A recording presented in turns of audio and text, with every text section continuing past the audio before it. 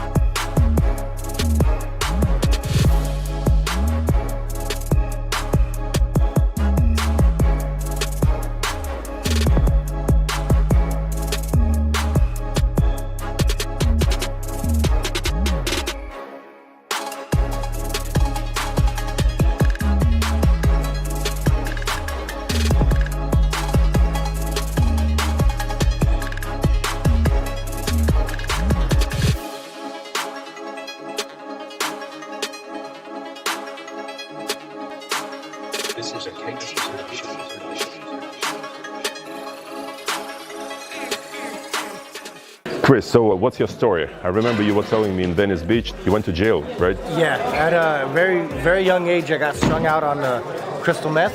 Started drinking at about 10, 11 years old, and by 12, I was already strung out on crystal meth. I got wrapped up in gang life and drugs, and I ended up spending about 10 years of my life in jail. Where was that? Where did you grow up? I grew up in San Pedro, California, a suburb of Los Angeles. And I got wrapped up in gangs, and I ended up doing a lot of robberies and a lot of just stupid things, man, really dumb things that had me so wrapped up in drugs that I just had a hard time getting away from. When did you get in jail for the first time? How old were you? 11. At 11? Yeah. And then you told me that you were like in and out all the time, right? Yeah, once I went inside for the first time, I never made it more than 60 days out before I went back in. That's crazy. Yeah, I was really wrapped up, fucked up. How was it there in terms of sports? And I mean, when did sports come into your life? So I worked out a lot while in jail. You did? Right? Yeah, I worked out a lot, as in just body weight movements, you know, like push-ups, dips, and pull-ups. It was like a big thing to try to be strong, make sure to protect yourself from the bullshit that's in there. But I didn't find sports till a few years after I got out of prison. I got out of prison, and I vowed not to go back to prison for my mom. The entire time that I was fucking up on drugs and going in and out of prison, my mom never gave up on me. She would put me in jail. If I got high and if I was all messed up, she would put me there. She'd call a cop, she'd put me there. She didn't care. She wasn't putting up with no bullshit, you know? But then she'd come see me the next day and every weekend and tell me that she loved me and that she knew that there was something better for me, that if I would just work for it. So when I got out of prison, I vowed that I wasn't gonna go back because I wanted to show her that I could change for her. How old were you then? I was 22. I finally vowed that I wasn't gonna go back, and I ended up getting a small little job. At 22. At 22, for the first time ever to have a job, I was washing dishes, just to show my mom that I could work and be a normal piece of society, you know? Yeah. And in 2012, I lost my mom to cancer. How old are you right now? I am 30 years old. 30. So that was 2012. That's 5 years ago.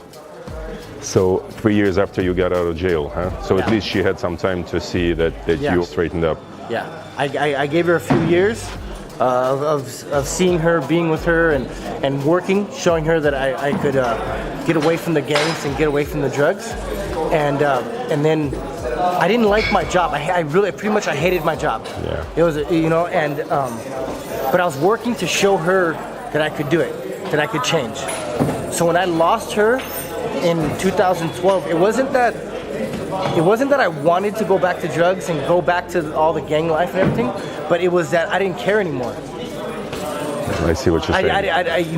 Like when she was around, I was like, I would never do it again. I'll never do it again.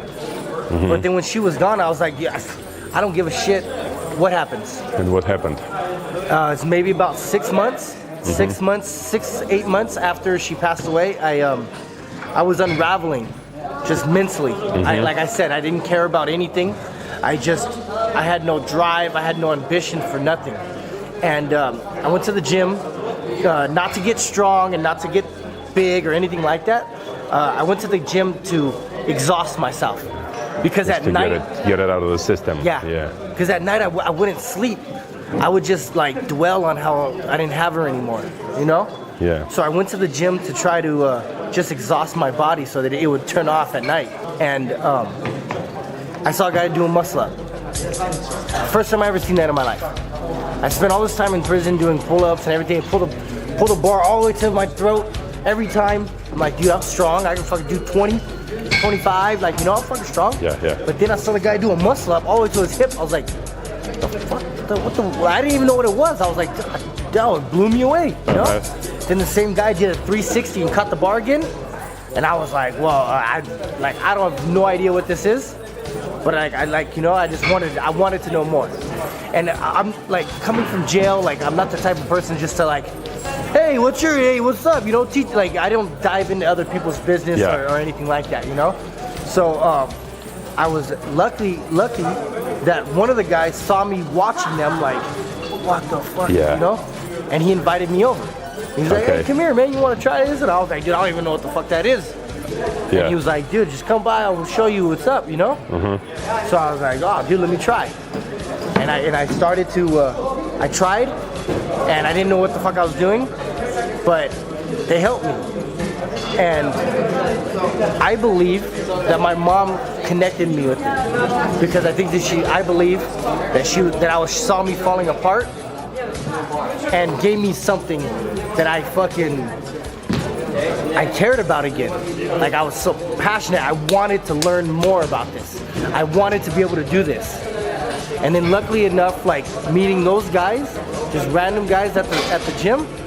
Then I met Kenneth Galarzo, and he's the vice president of the WCO, the World Calisthenics Organization. He taught me how to progress, how to get stronger, and then he was the one that pushed me towards entering into a competition. And entering in that competition, I won, and I was already so drawn into the sport, but once I was handed a trophy coming out of prison, like my entire life I had no education or no skills or anything like that, but then I was handed a trophy.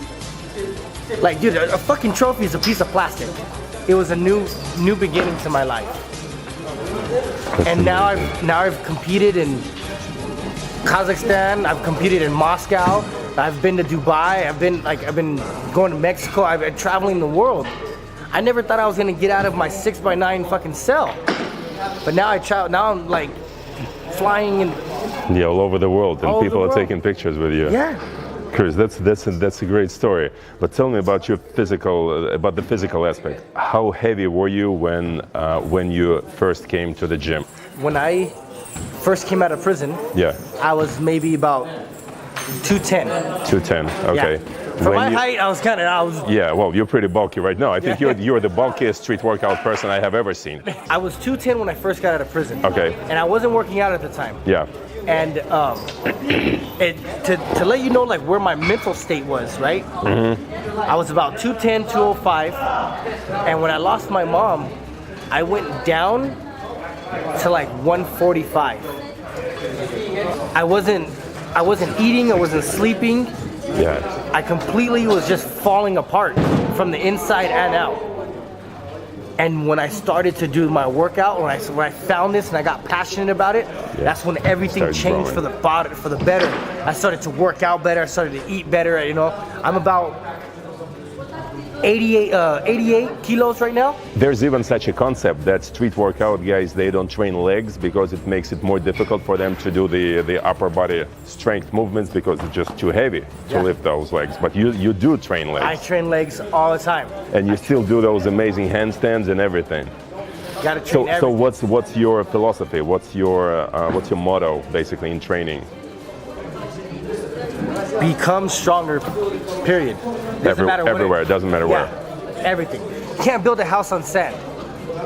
Can't build a house on sand, right? So like if you want all the upper body, like dude, you gotta carry yourself with your legs. So you gotta have legs. I mean, even though I wanna do a planche and I wanna do a flag, I don't only wanna do a flag. I want to do flips. I want to do, I want to fucking explode. I want to jump on things. I want to fucking be able to lift. I want to be able to squat a bench like you saw me do in Venice. Yeah. I want to be able to do everything. What's your immediate goal? What are you striving for right now? Is there any goal for the next few years? Next few years, I'm trying to talk to the youth. Okay. I started going to jail, and I was really wrapped up in drugs at such a really young age. And like I told you, it was about 10 years that I continued to do all that stupid shit. And the reason why I continued for so long is because I didn't believe in myself. I didn't believe that I could change after doing it for so long. After 4 years of drug use, like how am I supposed to stop this? After then 5 years and 6 years, and I'm like, dude, I didn't go to school. What am I gonna do?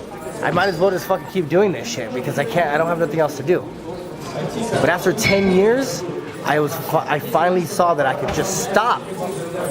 And even though I've went down this fucking dark path so far, I can still turn around and just walk right back out of it. As long as I was willing to actually put the effort in to do it. So that my goal now is to try to talk to kids. Try to talk to anybody that'll listen to me, adults, anything. That with the right amount of effort put in, anything is possible. Anything.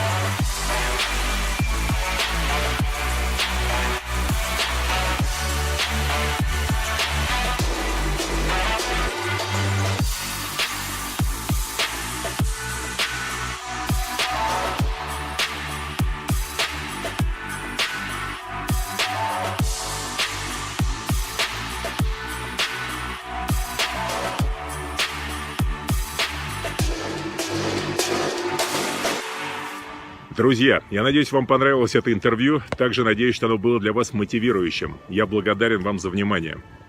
Теперь небольшая новость для тех из вас, кто не является подписчиком моего канала о питании. На этом канале проходит проект, в рамках которого у вас есть возможность встретиться со мной и сразиться за призы. Призы денежные — это 100 тысяч рублей, и гриль, электрический гриль, на котором я готовлю большую часть блюд в рамках того блога, вы можете выиграть также. Значит, что вам для этого нужно? Вам не нужно быть профессиональным кулинаром, но вам нужно иметь рецепт блюда, которым вы сами пользуетесь, здорового и полезного блюда, естественно. И вам нужно иметь смелости достаточно, чтобы записать минутное видео с рассказом об этом блюде и выложить это описание у себя в Инстаграм. То есть вы поняли, вам не нужно готовить, вам нужно просто положить перед собой продукты и рассказать в течение минуты об этом блюде, почему оно интересное, вкусное, полезное, и выложить в Инстаграм с хэштегом, который вы сейчас видите на экране. В начале этого рассказа нужно сказать, что я снимаю это видео для участия в 3-м сезоне «Битвы на гриле». Вот и вся сложность. Это блюдо нужно быть в состоянии приготовить на раскаленной поверхности. Чем быстрее вы выложите это видео, тем выше вероятность, что вы попадете уже через неделю в обзор этих видео в следующем выпуске на канале о питании. Короче, друзья, я вас призываю к участию. За ваши видео потом будут голосовать, будут выбраны 6 лидеров по количеству голосов. Точнее, даже так, сначала жюри, в которое вхожу и я, выберет 15 наиболее интересных рецептов. Потом уже пройдет голосование в Инстаграм, где будут выбраны 6 финалистов. Если вы живете не в Москве, вам будет оплачен билет для того, чтобы приехать на финал. То есть, в общем, никаких расходов с вашей стороны, только главный расход – это решиться на запись минутного видео и выложить его у себя в Инстаграм. Вот и все. Так что, ребят, давайте, дерзайте, я жду ваших видео. Удачи, пока!